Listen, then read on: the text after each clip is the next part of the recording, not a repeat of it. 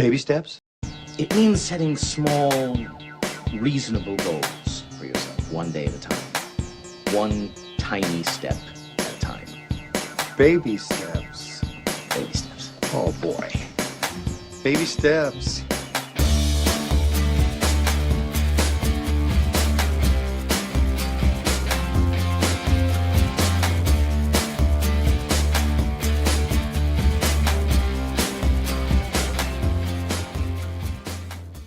Hello there, my name is Jay, and I'm actually going to have a guest on the podcast. I am going to let them introduce themselves, and we'll go from there. Hello. My name is EkatKitKat, and I just started my own channel. So today we're going to talk about all the things that I talk about on my channel, which is anxiety, depression, sources of motivation in our life and just in life in general. Yeah, and I need to thank you in advance because I know you came up with more questions than I did, so we're probably just going to be going through your playbook more than mine. I'm just like that. Like my personality is just making things as best as I can. So I think it still needs to be like more or less professional. Yeah, no, I completely agree. Yeah, I guess we can just start from the top, which is Telling briefly a story about ourselves. okay, sure. So on my channel, I already mentioned that I am Russian originally. So I live in Belgium and I am an immigrant here. And I start my journey in 2019 and back when it was in COVID time. And first I move out and all my problems with mental health wasn't so much visible because when you just move out, you have this like honeymoon phase and you want to explore like new country and you kind of like a tourist first, but then once life hits you, you need to look for work, you need to study language, you need to do a lot of administrative things that it's really difficult without language. And so at this moment, I felt all the weight of my previous mental health issues. And so roughly 2.5 or 2 years ago, I started my therapy. So I have anxiety and depression. It's all a combination of different factors, plus the stress from moving out and change country. And so then after 2 years of therapy and medication, I decided that I cannot move in this way that I was moving before. So it's just like have any job that I can handle, hold any job, like go in different directions and try to see what's sticking. And I thought that maybe now it's my time to be more intentional with my actions.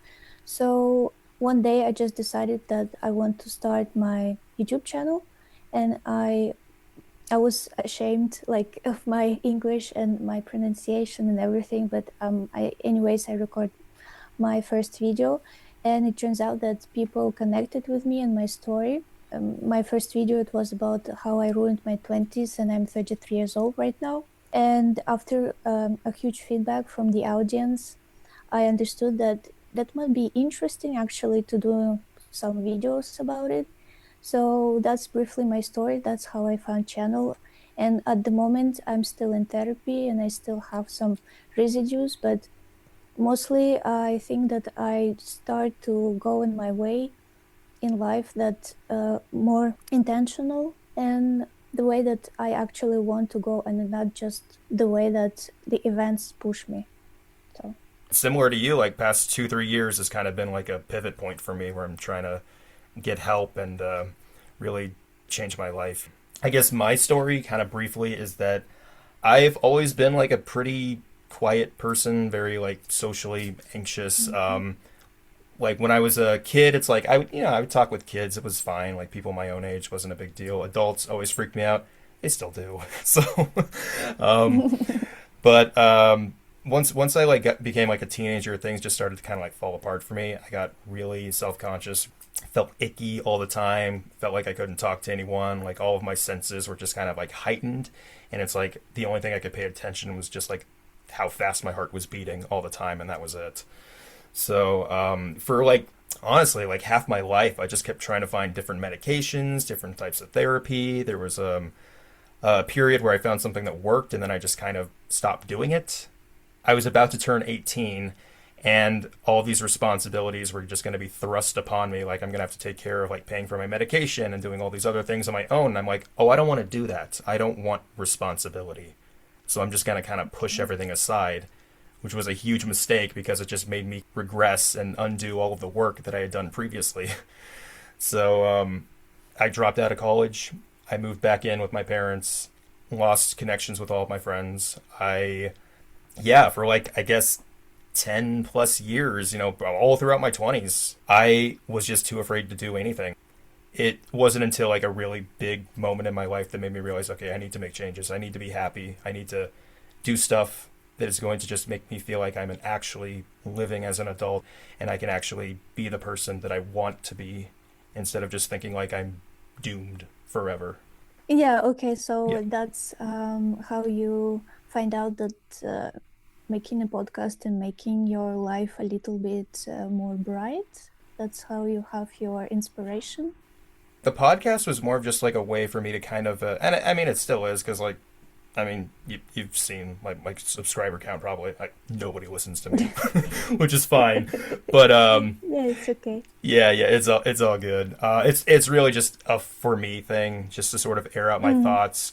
And what was so great about that is because through like this past year or so, where I've really been trying to find myself, try to learn more about me, and try to do more stuff, and try to just make better choices that are going to make me happier, is just finding a love for voice acting.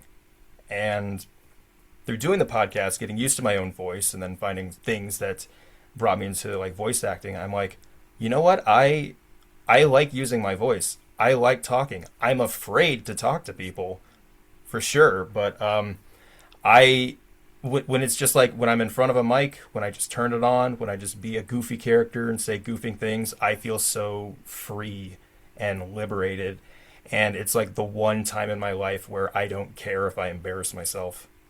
And I've never felt that way about anything ever in my life. So I'm using that as like a way to kind of, I guess, get through all of this stuff and make things easier. But it's quite inspirational because we're finding our way to express ourselves like really unexpected way.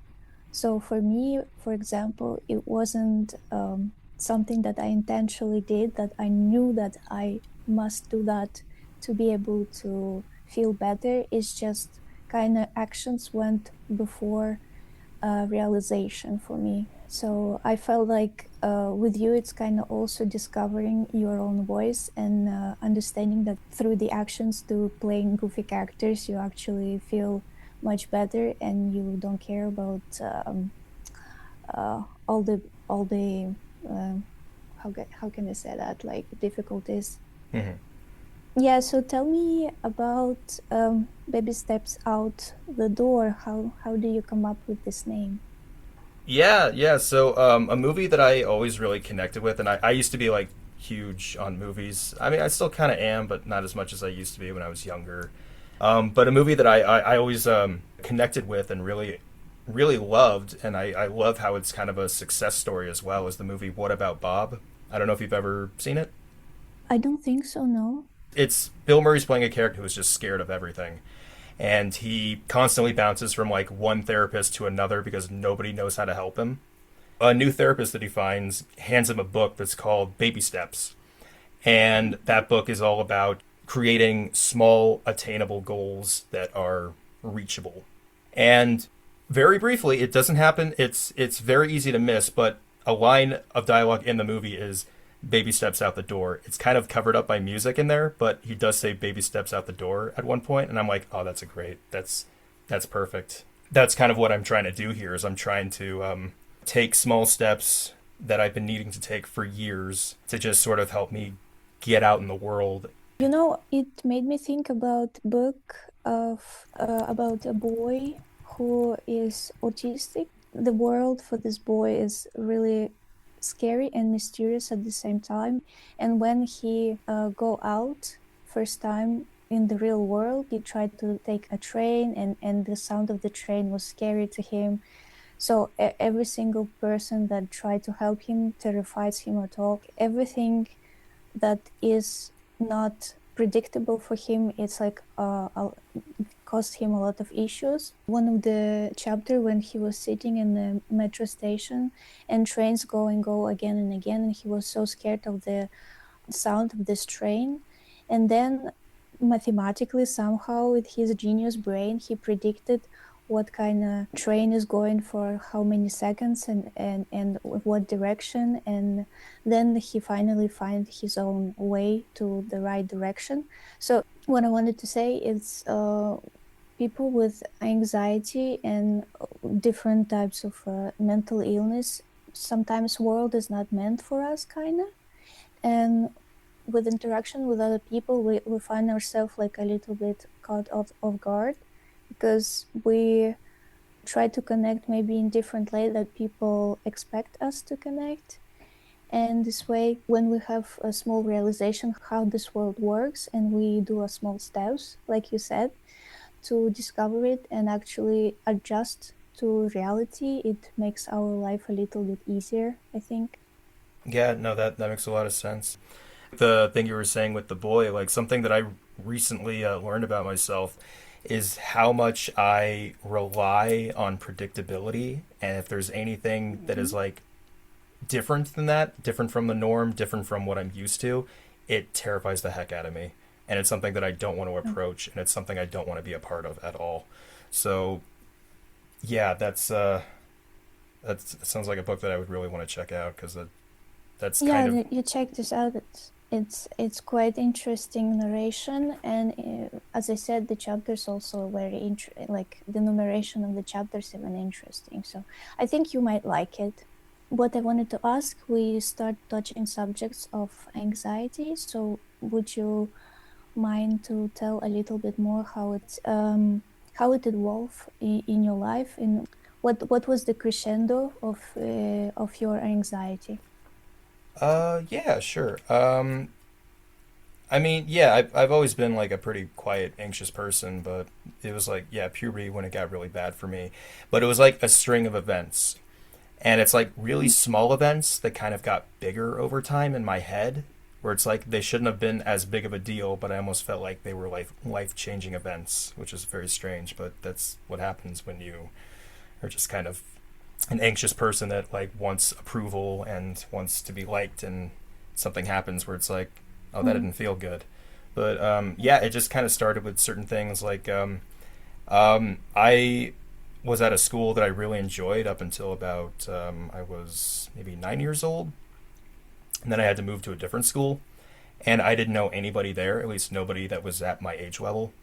So I was kind of starting over as terms of like trying to make friends and stuff. And for like a couple of years, it seemed like nobody here is like being nice to me. Nobody here seems to respect me. I'm trying, and occasionally they'll give a little bit back, but for the most part, I feel like I'm just kind of an outsider that's not being welcomed in. And that kind of hurt me. And it wasn't that big of a deal for the first 2 years, but I would notice every time there'd be a summer break and then we'd come back, I'm a little bit quieter and I'm a little bit less comfortable around people. And that would happen until maybe I was like 14 or something, and then had to like get some medication. But yeah, there would be just like little events, like, and it's one I think about a lot, where we're coming back from like gym class and I am trying to like reach for the door that's about to close, because I know as soon as this door closes to the school, it's going to lock automatically and nobody's going to be able to open it except from the inside. And I'm the closest person to this door, and I don't quite reach the door.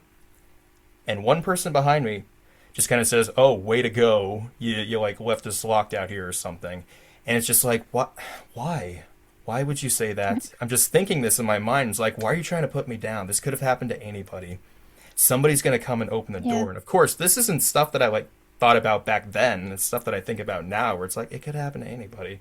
And it really isn't that big of a deal. But it got to me in such a horrible way that it made me not trust anybody or even like put any effort into making friends anymore at that school. Because I was a very sensitive person growing up, that made very small moments. They stick with me and they build up over time and they never get away. They just keep adding weight onto me and growing and growing and growing and growing. And it just makes it harder for me to shed all of that and get away from it. So it's just a combination of little things that cause me to just be really anxious and really uncomfortable all the time, pretty much. Yeah, well, with anxiety, I think it's always the problem that your nervous system is always alarmed Hmm. and you are always like noticing everything, and because you like predictability and you want to read the room, like read every single reaction to be able to understand how to put yourself in the situation. And this way, it's actually playing a bad joke with you because you will remember too much, and then it's accumulating with time and it just started to be too heavy.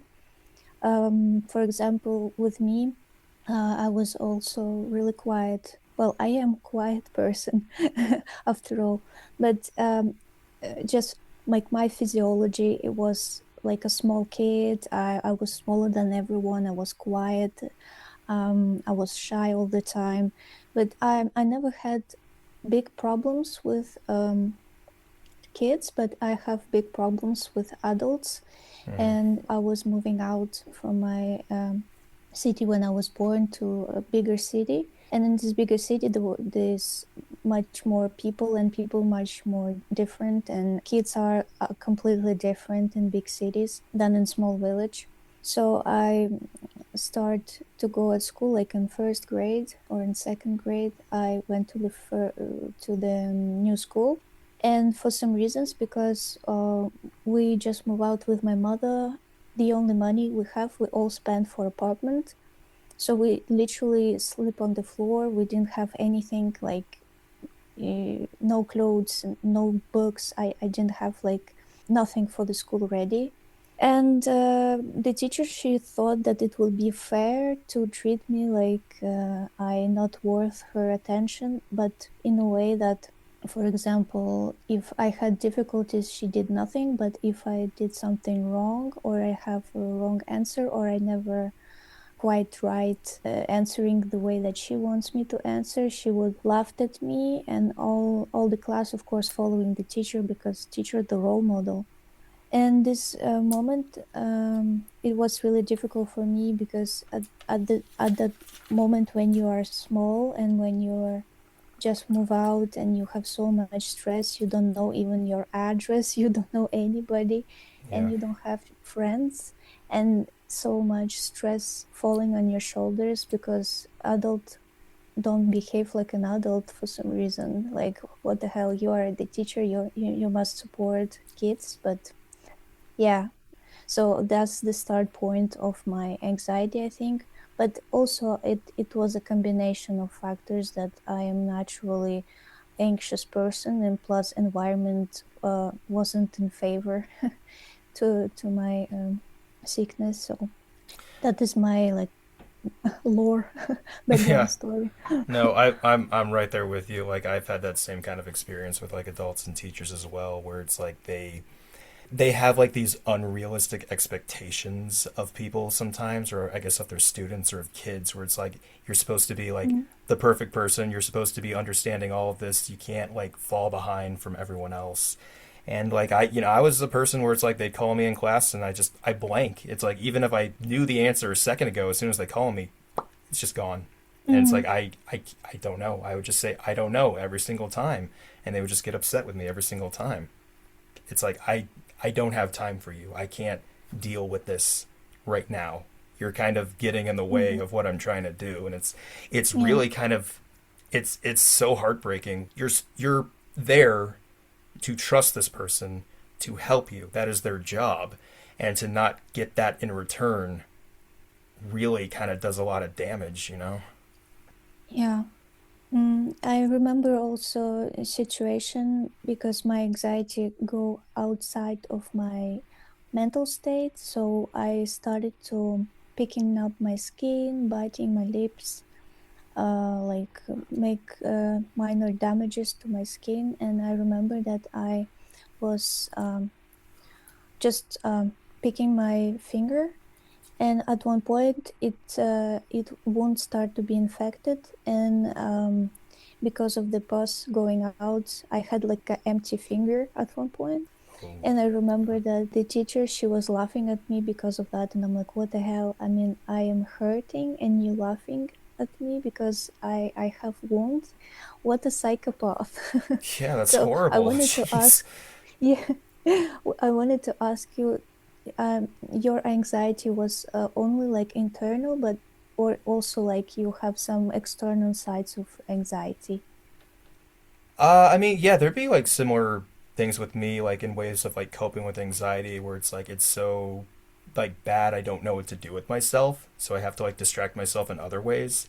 Like I pull my hair out a lot. Like that was something I did all the time when I was Mm-hmm. younger, to a point where there'd just be like a giant clump like next to my bed in my room, and I can like and I'm like touching my hair, and I'm like, oh, there's some chunks missing up there. That's that's not good. I don't know why I would do that. It's just like anxiety does weird stuff sometimes to us, where it's like we don't even think about why we're doing it. We just do it, you know? Yeah, and what like your parents, adults, are doing about it, or it was just ignored? See, this is a weird thing, and I didn't know this until I got older, is that my parents both had like anxiety or forms of anxiety, like not nearly as bad as me, but it explains a lot about why I was, and I guess am, the way that I am. A lot of times it would be that they didn't know what to do with me, but the best thing they could do in some instances would just be, okay, you're uncomfortable in this situation. We're just going to take you out of it for a little bit. They knew I was doing bad in school. They knew I didn't have any friends. They knew I wasn't talking to anybody and I was struggling. And they didn't know how to deal with that. And I didn't know how to deal with that either. And it wouldn't really be until I had to speak up one day and just be like, this has gotten out of hand. This has gone too long. I need help.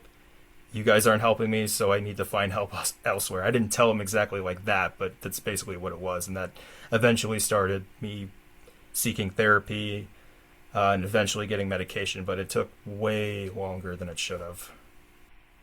So in my situation, my parents, they never believed that I have any sicknesses, any mental issues, even physical sicknesses, because philosophy about sicknesses in Russia, I think most families is like, if you think that you are sick, it means that you attract sickness to yourself and you becoming even more sick. The same about hospitals. If you go to a hospital is the place where everybody's sick. So you admit that you are sick, and the hospital, the energy of hospital, the aura of hospital make you even more sick. So every time that I had difficulties, my parents, they would say like, it's okay, brush it off. It's not that deep. It's not serious. You just tell them to get off you. It doesn't mean anything. And my mother, she was working really hard, and I didn't want really to bring even more problem. So it was this kind of situation that I am too like a small kid. I had to deal with a lot of problems by myself, and the adult world, it's always saying like, I am not good enough, I should do this and that, but I'm dealing like with such serious things that sometimes you just don't have any resources to study. So I remember that before new school I was studying really, really well, and then suddenly in new school I tried to study, but nothing worked out, and my grades drastically just lower. And my parents were in concern more about this aspect of me than I feel actually worse. So the marks is just like a second, third indicators of my state, but I was actually worse, and it's not things that you address first. I mean, that's very similar to me as well. I was a very poor student, and a lot of that did come from the anxiety and just not being able to concentrate and absorb the material. it also affected my sleep as well because knowing that school was the next day made it impossible for me to go to sleep. I would get like maybe 3-4 hours of sleep a night, and this would be for many years, pretty much almost in my entire teenage years would be like that, which was not good. But again, it's like my parents weren't doing anything about it. They didn't know how to do anything about it, or maybe they didn't care. I don't know. So, did you have depression or ADHD or some maybe on the spectrum of autism or something like that, or it's like clean generalized anxiety? See, the sad thing about that is I've never gotten a clear answer. I've always assumed certain things where, like, I know I have anxiety. Everybody I've ever been to has told me that I have anxiety. Even if it's like I'm going to somebody else for like a different issue, they're like, oh, you don't have ADHD, you have anxiety. Every single time. Every time I get tested for ADHD, it's like, it's just anxiety. I'm like, are you sure? I feel like there's more going on there, you know? But autism is something that I've always suspected that I might have or be on the spectrum at least. And anytime like something comes up where I'm like, oh, you know what? That kind of checks a lot of boxes for me. That might be something I have. Like my sister and my niece both have ADHD, and everything that they've told me about what they experienced, I'm like, that sounds like me, but somehow I don't have it, so I'm kind of confused about that.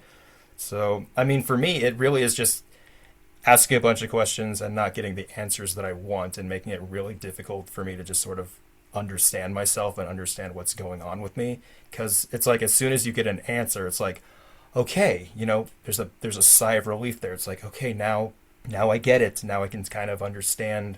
I can understand myself a little bit better and figure out what the next step is. So, in all these years, when you tried to find any answer, have you ever had a person that maybe help you or listen to you, or maybe a friend, or you were just completely alone with that?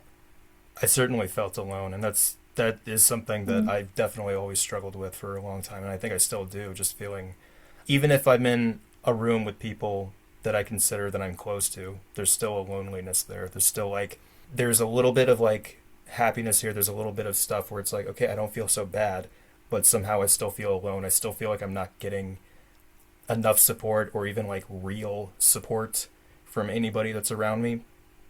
But yeah, I mean, this is why I wanted to do this with you in the first place, is just because all it took was just the title of that first video you put out, which is I'm 33 and I ruined my 20s, and that's me, you know. It's like as soon as I read that, I'm like, that explains exactly how I'm thinking right now. So I just that made me want to like reach out to you, and just something that is really interesting about people that have anxiety and people that just feel like they're alone all the time is they feel like there's nobody else out there like them. And that's not true at all. It's like, no, there's tons of people that feel like alone and lost and maybe are like at an age where it's just like, I feel like I've wasted so much of my life. What am I going to do? And there's lots of people that are like that. They just don't know where each other are. And I feel like there needs to be some kind of a support system where it's like, if we find each other, we should be like, you know what? I know what you're going through. You know what I'm going through. Let's kind of support each other, make sure that we get on the right track. And people like us, we need that support system, because a lot of times nobody's going to give it to us. We have to find that on our own, or we have to do it on our own. It's funny enough because before I filmed my video, I actually found tons and tons of videos that the same topic were like, I am N years old and I ruined my life. I started my life over. I am a loser. So it's interesting because you choose me, but you mean you could choose anybody? No, I totally understand. And I think the reason that I went with you in particular is because not only did that title basically just like to a T, it's like just because I'm 33 as well. I'm like, that really hit me, you know? But yeah. Okay, yeah. But not just that. It was also because like it was, whenever I see these videos pop up, it's like, oh, somebody's been doing this for like months and months and months, maybe years at this point. But that was your first video. Yeah. So that was also me just kind of like thinking, when I did that first episode of my podcast, when I kind of put myself out there and laid everything on the line, nobody was like coming towards me. Nobody was like, oh, good job or whatever or anything like that. No one was reaching out to me. Like I felt alone in that moment. And it's like, I'm still doing it. I'm still putting my thoughts out there. And I know you've gained like thousands of subscribers just within like a week or something, which is crazy, which is awesome. Yeah, Um, it's because like the first video it's like 50,000 views or something like that. But now it's slowing down, of course. But yeah, me too. I was like shocked, like, oh my God, so many people just reaching out to me and telling me like so many good things, like so many people. I was really shocked. yeah, I'm really happy for you that you would get that support because even I kind of went through the comments a little bit. Like I was actually kind of nervous to even post a comment in that first video. I'm like, I don't know, because that's just how I am. I overthink stuff all the time. But I just wanted to be like, you know what? I'm in the same boat. I support you, and yeah, I just wanted to reach out to you because just from watching that video, I felt like you were someone that I could openly share this stuff with, that I could talk to with, and you would understand, and I would understand what you're going through. And I just, honestly, I've never done something like this before, so I just wanted to take a chance. Yeah, that was a good idea. So you said that you saw the title that I've ruined my 20s. Do you think right now that your life is still ruined, or you have a little bit of light, or what do you feel about the life right now? I would say for sure my 20s are something that I did not make the most of. I basically just hid away in a house for a decade and did nothing with that because I had no friends, I had no job, I had no hobbies, no interests, no idea what I was going to do with my life. So that's gone. I can never get those years back. But since turning 30, I have been trying to make changes for the better. And I would say I'm definitely in a better state today than I was a year ago, or 2 years ago, or 3 years ago, or just any place that where I was in my 20s. Because I've been working on myself. I have been trying to make smart choices and wise choices and choices that are going to benefit me health wise, that are going to make me happier, that are going to make me just feel better about myself, that's just going to make me feel more productive, like I'm actually doing something. Within like, I mean, I've been doing this little by little since I turned 30, but every year Mm-hmm. I make more and more progress. And it's it's going to be different for everybody. Like some people are going to be able to change their lives completely within a year. For me, I've always been a very slow person. So it's like I have to really, like my podcast, I got to take baby steps, very, very tiny steps, just so I can ease myself Mm-hmm. into a more comfortable situation. But yeah, for the past years that I've been just working on myself, huge change, huge difference, like things that I can do now that I've never been able to do before. Like I was always terrified of like making phone calls, taking phone calls. I don't have a problem with it now. And it's because I've gotten used to Oh, doing that. And a lot of that just came from seeking help, trying to find people who can help me, making phone calls to people because I'm like I'm in a situation right now where I need someone to listen to me. I need someone to help me. So I have to just almost like push my anxiety aside, make that phone call just so I can ask somebody for help.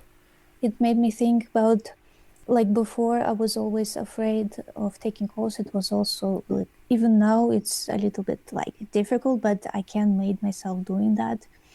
And I remember that I know how to ride bicycle, but I was always afraid to ride bicycle on the road because it's so many cars around. Like I was thinking like, yeah, I'm in danger. Oh my God, like what if I do something wrong? What if I not stop fast enough? Or what if I bumped in something?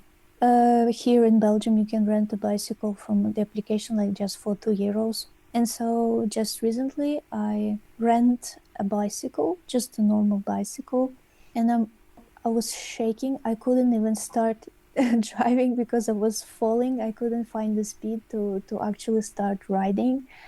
And I was like all sweating, all scary, but I still like go on this road and I ride to my home. And then it turns out that near my home there is no a spot to park the bike because you need to Oh. park it in a specific spot. And I'm Hmm. like, I have to go back on this bike, and I'm already so drained. And I made myself to sit again on the bike, all shaking again, and go back to the station when I rent this bike, and I finally park this bike, and then I go back like on foot. But it was like how this thought even got in my head, because before I wouldn't even think about it, how to rent a bike and riding it on the road, what the hell. But then something happened, like some accumulative effects of all the changes lead to new decisions and new perspectives. Like you actually see new events in your life could happen actually. So that's kind of funny thing how our brain works. Oh gosh, I love that story so much. Yeah, because yeah, no, that's awesome. That like you just had this thought where it's like, oh, I just want to like rent a bike and ride it around, and then you just did it. And that's where it starts. You just have a thought where it's like, let me Yeah. do something that I feel like could make me happy, and let me just go for it. Even if it like you were describing, like there's chaos that happened, Mhm. but even that's like a part of it where it's like, yeah, it's not going to work out the way you expect it to, but that doesn't mean it was a bad experience. That doesn't mean that it was a bad choice to make that decision to to rent that bike in the first place. Because you took a chance, and that's the best part of it. Yeah, I agree. So, what motivates you most? That's what my question. What motivates me is just I found something that, and I mean, it ended up with the voice acting thing, and I bring it up to like so many people. I'm sure they're sick about me talking about it, but I really did find something that really energizes me, that gives me a lot of passion, that makes me want to change, want to be better, want to be the best version of myself possible, and I want to see that through as much and as far as I can because so far I'm enjoying the ride, but I really want to see where it takes me. I think that's all questions that I wanted to ask. Do you have any questions? I can think of a few things to before I can because I already just forgot what I was going to say. Let me just say you're doing a great job at Yeah. hosting this because you're asking me all these questions and I'm just like I'm just kind of like yeah, I'll just kind of take your lead because you're doing all the work here, so I really appreciate that. Well, yeah, I'm happy to do the work. It's fine with me because it's easier for me to follow because I have my plan and you need to connect two topics together and you just find the filling in between the points and the conversation is going. So that's why it goes so seamlessly because somebody do the job. There you go. Yeah, and you're doing that job. So hey, maybe this should go on your channel because you're taking the reins. So, but no, I No, really no, it's appreciate. all fine. I guess since you've been asking me all this stuff, I guess now I need to ask you, like what motivates you, and what are the like next steps that you are first steps or next steps that you are hoping to take on this journey of yours.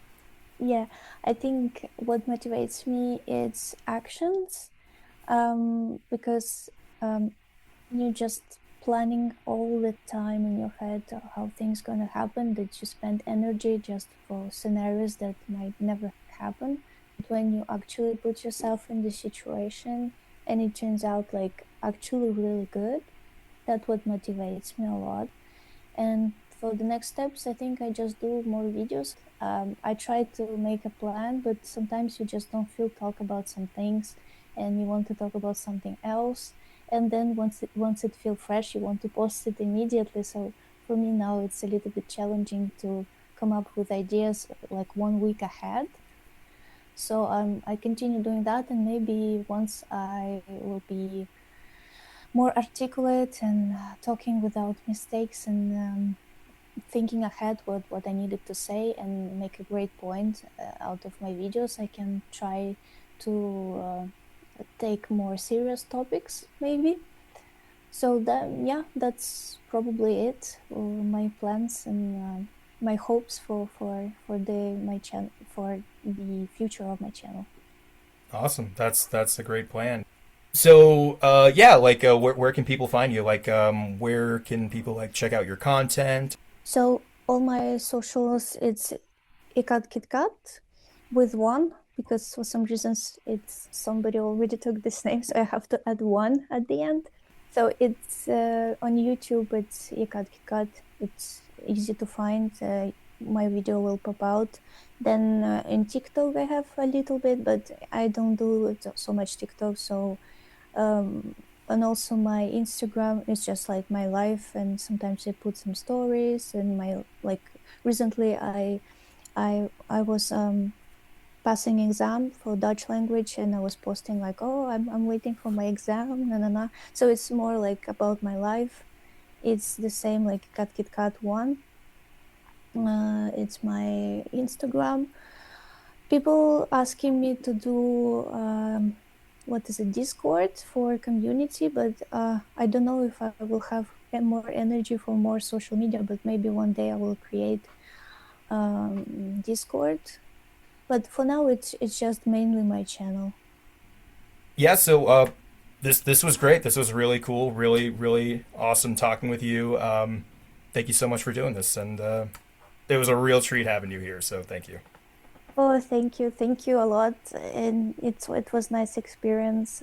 I'm glad that you asked me because I was immediately like interested. Oh, a podcast, and I started listening your podcasts, and I'm like, oh, that's quite nice. You have nice voice. Why not to try to make something together? And then I have an idea. It's like, oh, but actually, it's a lot of people who wants to talk about it. Maybe so. It's like, new ideas pop up in my head. So it's nice that it can be evolved in something more than just this conversation, I think. Absolutely. This was again a real treat, and I really appreciate you being here. And thank you so much. Thank you. Enjoy the rest of your day, and again, thank you. I've said thank you to you so many times already, but thank you again. And yeah, just have a good one. Have a good one. Thank you for having me, and I wish you all the best. You as well. Bye-bye. All right. Bye.